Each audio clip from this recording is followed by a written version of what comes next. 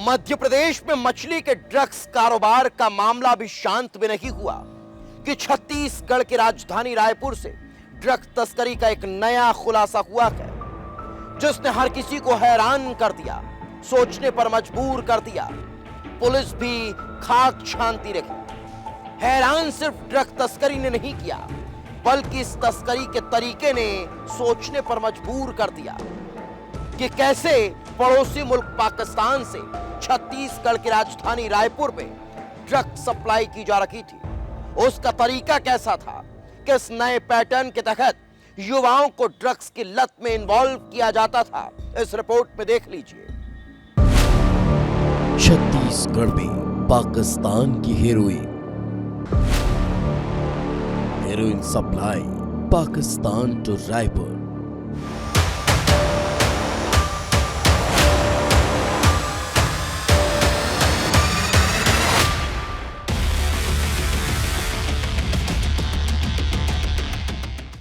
छत्तीसगढ़ के रायपुर में पुलिस को सूचना मिलती है कि राजधानी में दिल्ली पंजाब से लाकर हेरोइन की सप्लाई की जा रही है।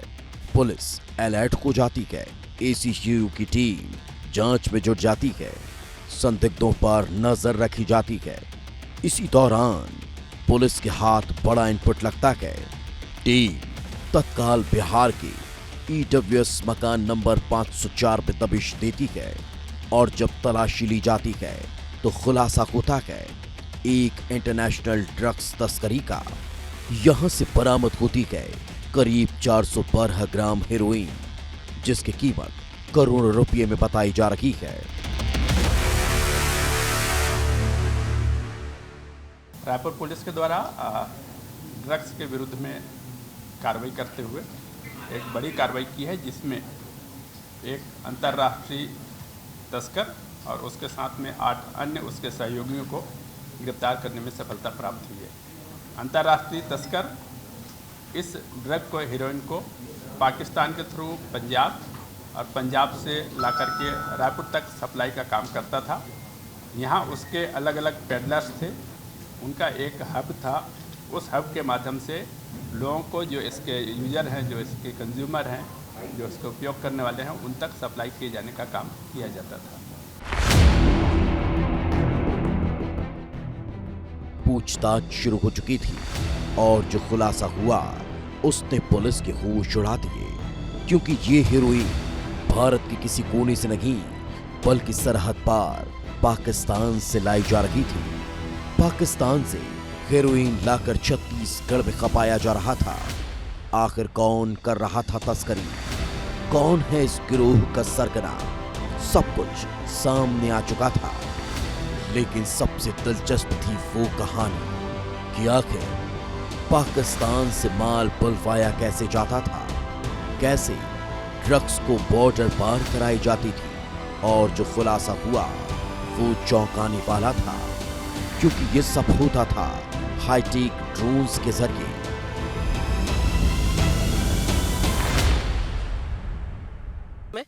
ये देखिए, जैसे कि हमने एक मॉडल बनाया है, ये ड्रोन है।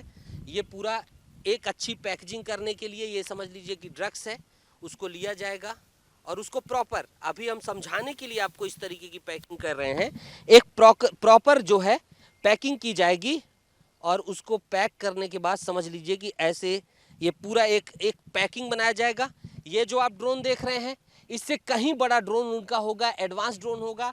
अभी जो ब्लैक मार्केट से ये तस्कर ड्रोन मंगवाते हैं, उसमें नीचे हुक रहता है कि वो हुक ऐसे पकड़ के रखता है चीज़ों को और वहाँ उड़ कर जाता है और फिर जो है वहीं बटन दबाने पर वो हुक खुल जाती है और चीज़ जो है गिर जाती है। उस जो भी वहाँ पर जीपीएस लगाया जाता है कि इस कोऑर्डिनेट में हम खड़े हैं, मोबाइल से लोकेशन भेज दिया और उसी कोऑर्डिनेट में जाकर वो गिरा देता है।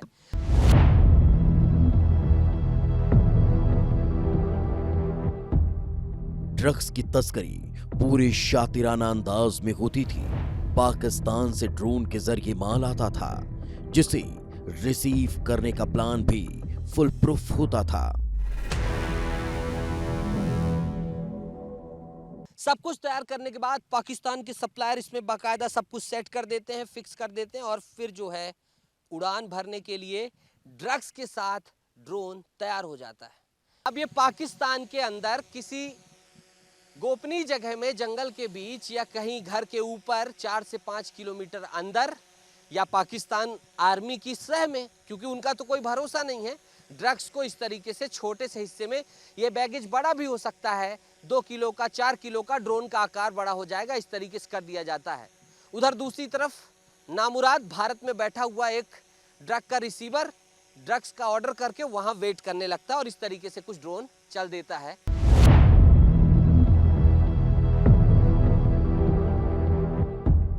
माल रिसीव करने के बाद पंजाब के बॉर्डर एरिया में इसे सुरक्षित रखा जाता था। फिर वहां से इसे रायपुर के कमल विहार लाकर लोगों को सप्लाई किया जाता था। ये रायपुर का कमल विहार एरिया, ये वही एरिया है। इसको जो आरोपी हैं, जो पकड़े गए आरोपी, उन्होंने टारगेट किया क्योंकि ये सुनसान इलाका है और यहीं पर अपनी रहने की व्यवस्था बनाई और यहीं से उन्होंने बड़े लोगों को जो है कहीं ना कहीं साधा, क्लब्स में जाकर, पब्स में, और कहीं ना कहीं व्हाट्सएप नंबर प्रोवाइड कराया। और उसी व्हाट्सएप कॉल के जरिए उनके पास कॉल आता, कॉल में कहा जाता कि हमको चाहिए चॉकलेट, माचिस, मेडिसिन। अब ये मैं क्यों कह रहा हूँ, बता रहा हूँ। बोलते ठीक है, मिल जाएगा, इतने का इतना रुपए लगेगा। और फिर पैसा जो है स्कैनर भेजा जाता और ऑनलाइन जो ड्रग्स खरीदने वाले थे पैसा दे देते।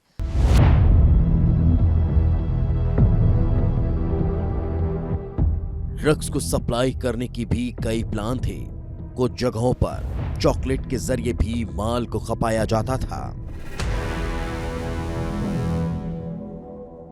आप समझिए सप्लाई का जरा सा चैन समझाते हैं कि शहर में कैसे होती है।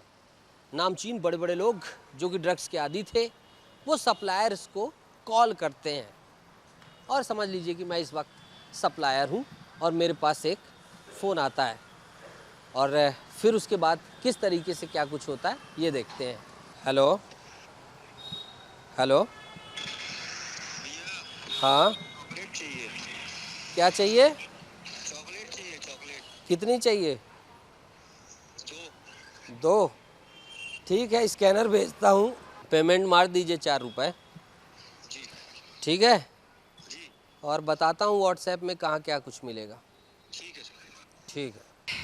और सप्लाई देनी है, सप्लायर सामान को रेडी करता है और फिर इस तरीके से अपने निर्धारित अड्डे पर, ऐसे कई अड्डे बने थे कमल विहार का, जैसे कि एग्जाम्पल दिया, और तमाम चीज़ें ये यहाँ पर रख दिया।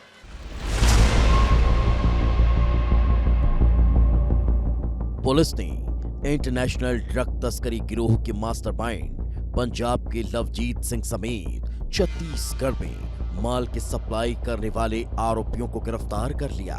पूछताछ में खुलासा हुआ कि 4 खेप में 1 किलो हेरोइन छत्तीसगढ़ आ चुकी है, जिसकी कीमत करोड़ों रुपये है। पाकिस्तान से छत्तीसगढ़ लाकर ड्रग्स तस्करी का पूरा सिंडिकेट चल रहा है। करीब 8 महीने से सिंडिकेट काम कर रहा था, जिसके पास से पुलिस को 200 से ज्यादा ग्राहकों की लिस्ट मिली है। साथ ही करोड़ों रुपए ट्रांजैक्शन के सबूत भी हासिल हुए हैं।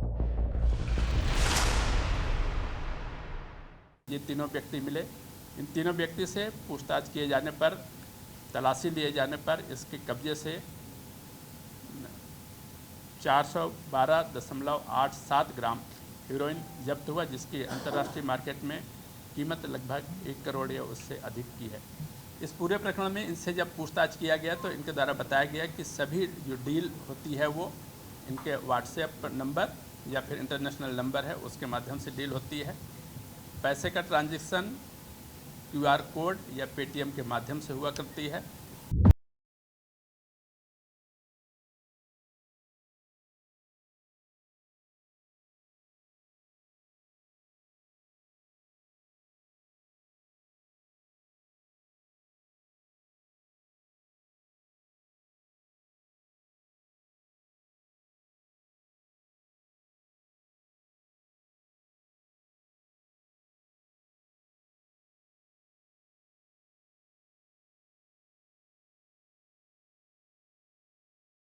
रिपोर्ट